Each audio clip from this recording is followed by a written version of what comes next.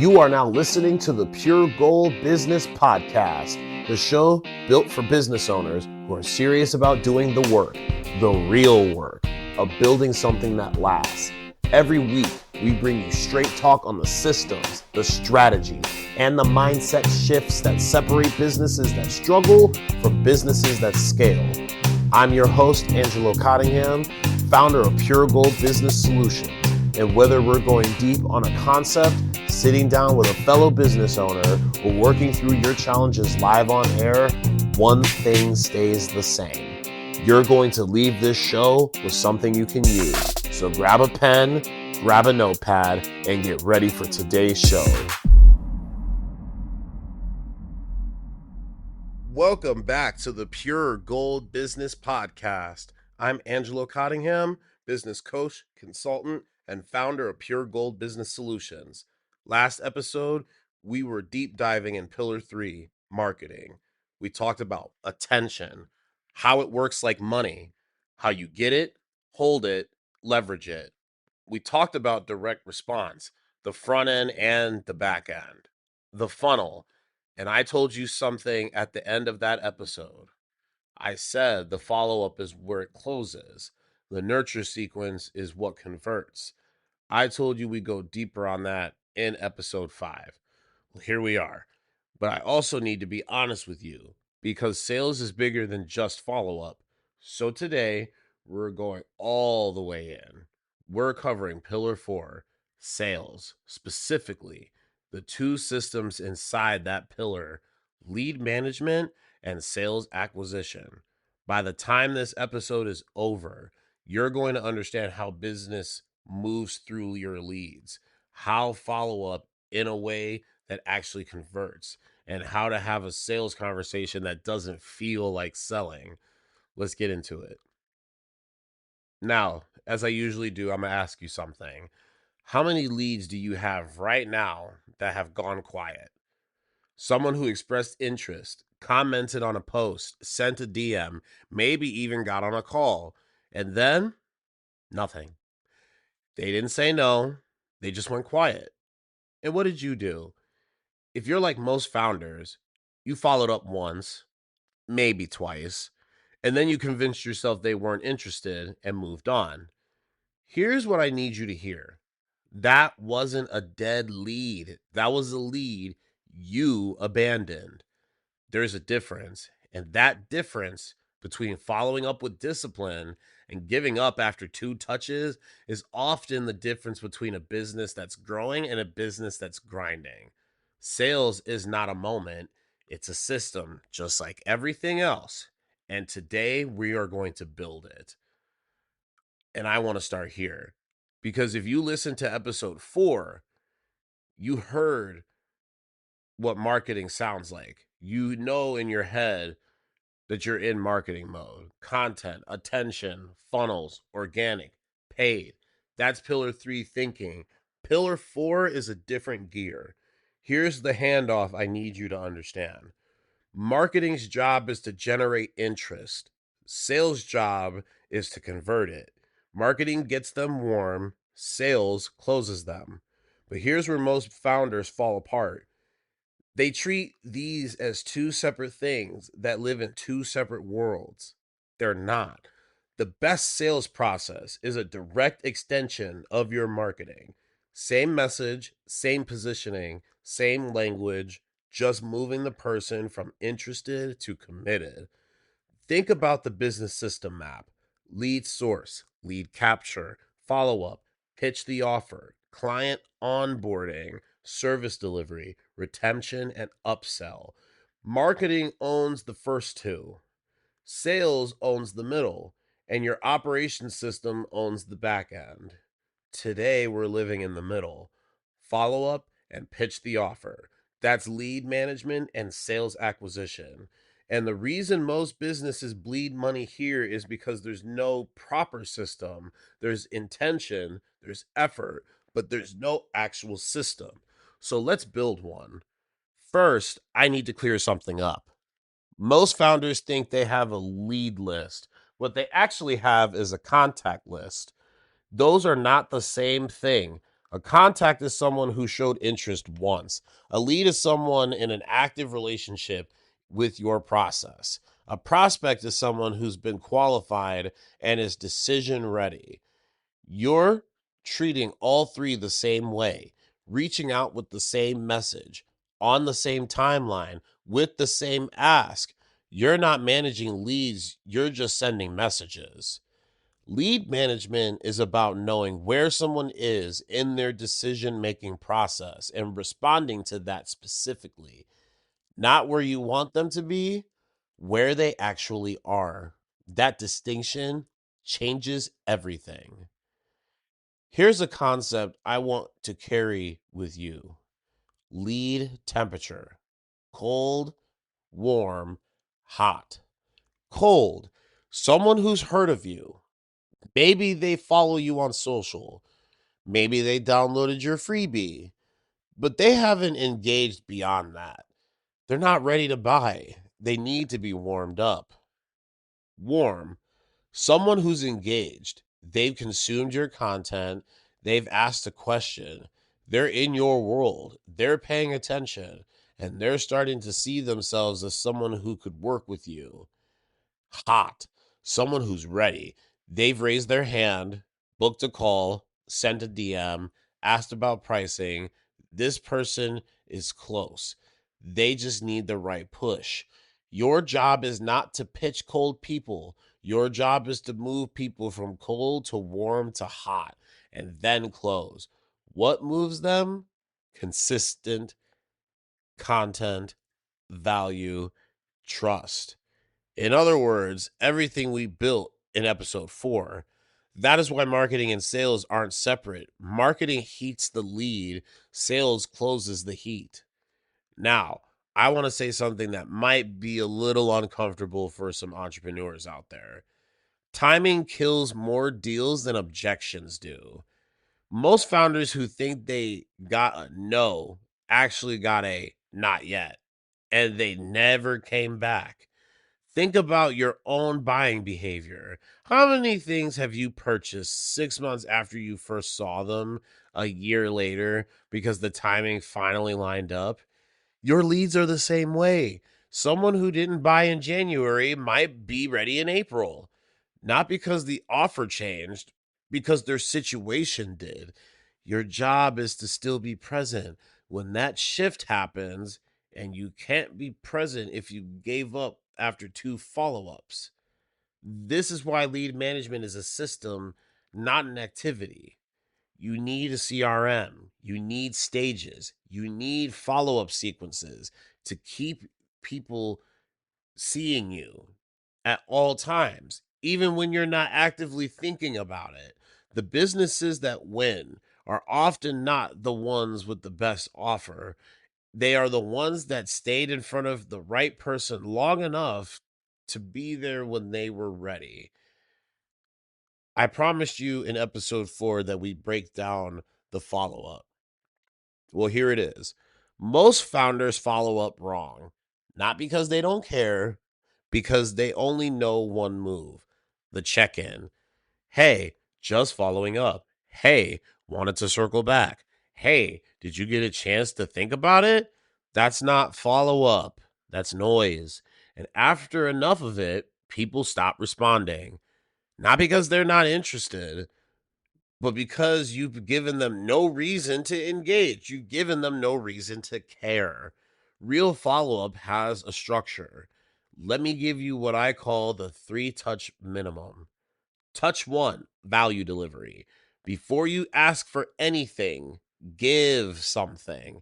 An article that speaks to their problem, a clip from the podcast that's relevant to what they're dealing with, a resource, an insight, an observation that makes them feel like you actually know their situation.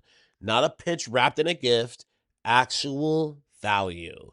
This touch says, I'm thinking about you and I have something useful for you. No strings.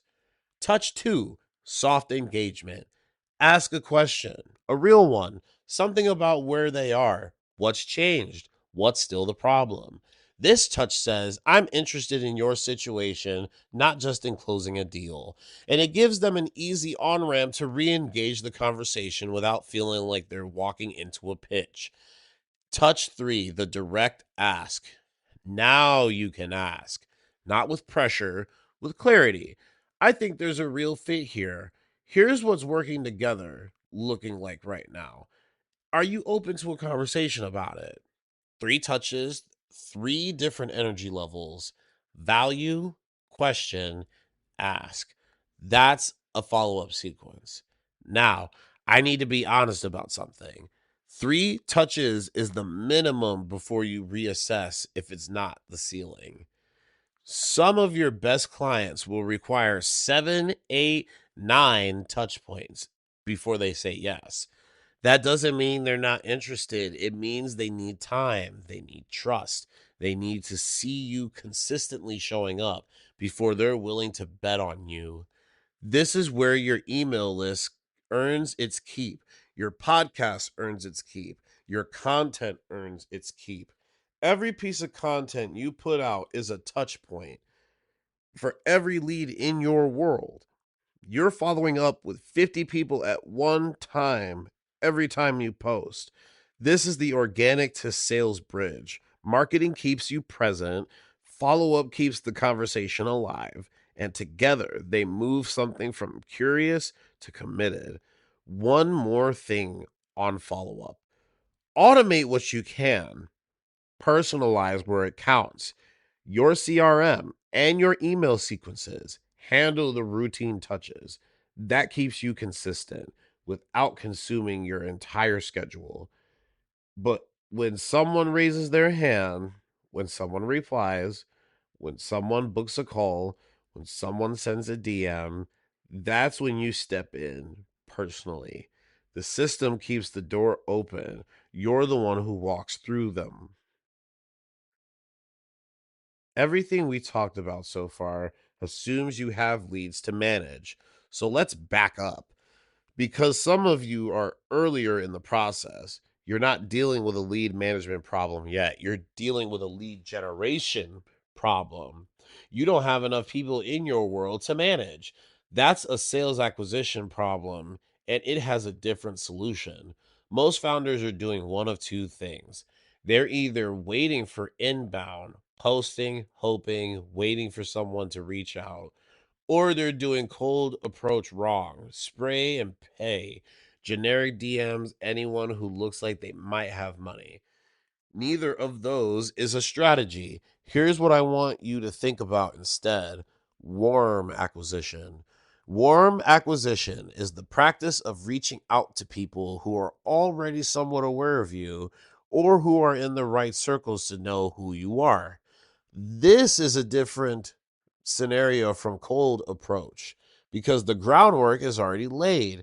Think about the platforms where your ICP lives. For most of the founders I work with, the business owners in that 3 to 7 year range, the ones doing solid revenue but stuck, LinkedIn is the primary arena. But warm acquisitions on LinkedIn doesn't mean blasting connection requests with a pitch in the follow up message. It means showing up consistently, adding value in comments, starting real conversations so that when they do reach out, you're not a stranger. Your content pre-sells you. Your DMs closes the conversation that was already started. The second acquisition channel, and this one is underused by almost every founder I talk to, is referrals. Your current clients and your network know people just like them, people with the same problems, the same revenue range, the same frustration of being stuck, and they will refer those people to you if you ask. Most founders never explicitly ask, they hope it happens. Don't hope, ask.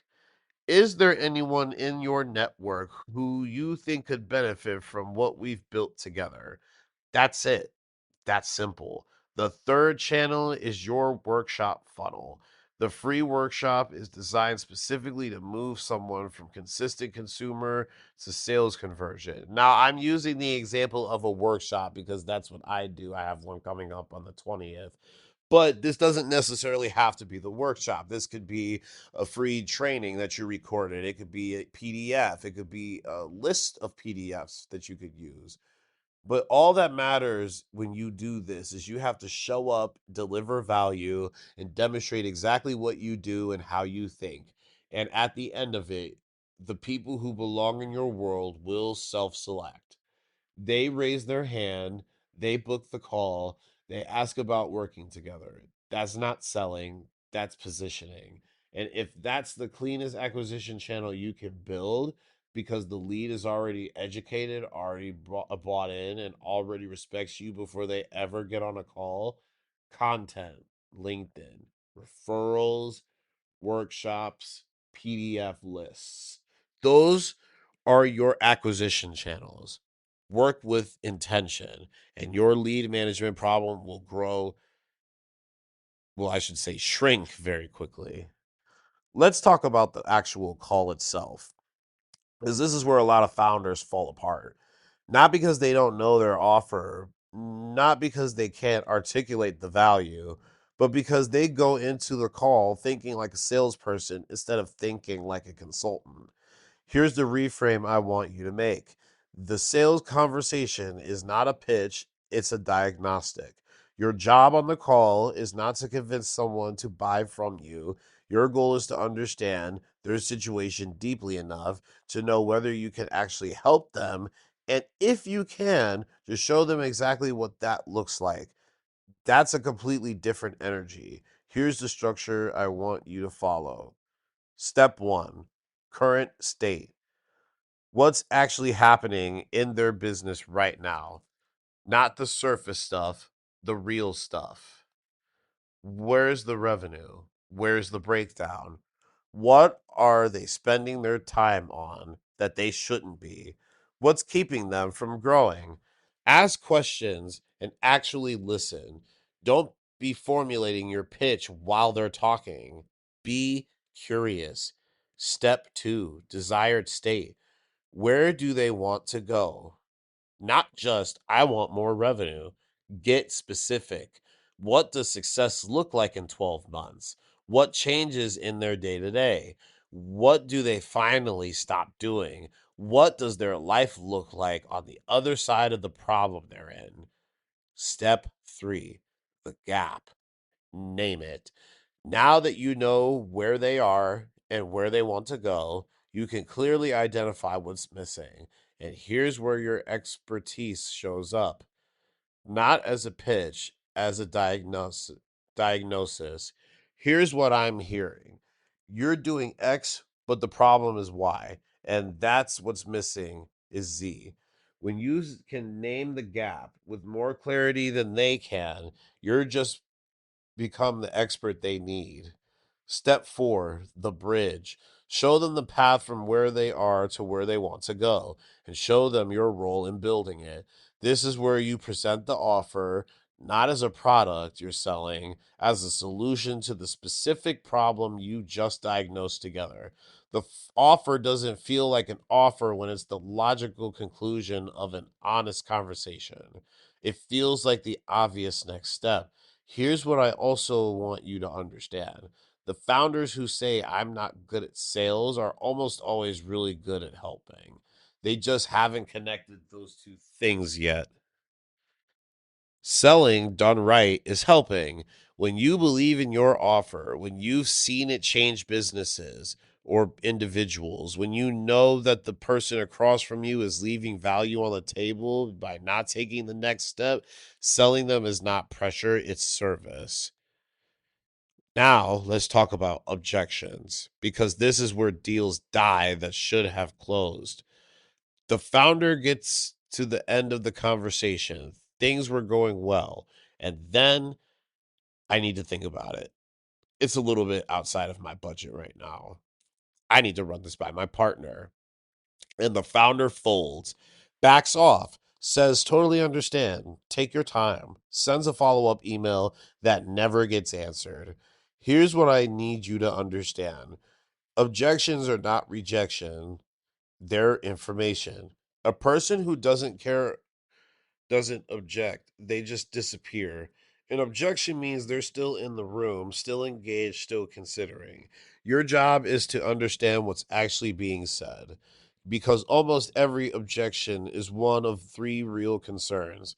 I need to think about it. Use usually means I'm not fully convinced that value justifies the risk. The response isn't no problem, take your time. The response is, what's the piece you're still unsure about? Gets them talking. Find the real hesitation and address it directly. It's too expensive usually means I don't see the ROI clearly enough yet. The response isn't to drop your price. The response is to reconnect the investment to the outcome they told you they want. What does staying where you are cost you over the next 90 days, over the next year? When the cost of the problem is bigger than the cost of the solution, the math changes. I need to talk to my partner. Usually means I need either permission or a reason compelling enough to say yes on my own. The response is to offer to get a call with both of them or to give them exactly what they need to make the case to their partner. Don't make them sell it for you. Equip them to sell it with you. The common thread across all of these, all objections, is a door left open. Your job is to pass through it calmly, confidently, curiously, not to close the door yourself by backing away too fast. Now, before I bring it home, I want to remind you about the free live workshop I'm hosting. Everything we've been building across these 5 episodes, the framework, the pillars, the systems, all of it comes to life in a single session, the Pure Gold Growth System. Live with me in real time. We go in depth on all 4 pillars, all 8 systems, the business system map, and how they connect inside a real business, your business. There's also a VIP component where you bring your specific questions and we work through them together. If you've been listening to this show and you're ready to stop consuming and implementing, this is where that happens. It's free. The link is in the show notes. Sign up. Come ready to work. Now, to bring it home, sales is not a personality. It's not a gift some people have and others don't. A system. Lead management is knowing where your people are and meeting them there. Follow up is not chasing, it's staying present long enough to be there when they're ready. Sales acquisition is intentional. Content, LinkedIn, referrals, the workshop, work the channels. The sales conversation is a diagnostic. Current state, desired state, the gap, the bridge, help them, don't pitch them. Objections are informational. Stay in the room. Ask the next question. And remember, your marketing pre sold them, your follow up kept them warm. The call is just the confirmation of a decision they were already building toward. Your action step this week, go find 5 leads that went quiet, not cold prospects, people who showed real interest and then disappeared. Send each one a value first message, not a pitch, something useful, something relevant to where they are. That's touch one. Start there. And if you want to sit down with me and build this whole system inside your business, the free workshop is where that happens.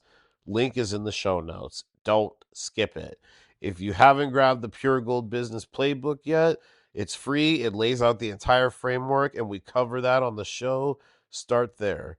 That's a wrap on episode 5. If this hit, share it, leave a review, tell another business owner about it. And that's how we build this community of founders who are serious about doing this the right way. I'm Angelo Cottingham, and this is the Pure Gold Business Podcast. Signing off. I'll see you next time.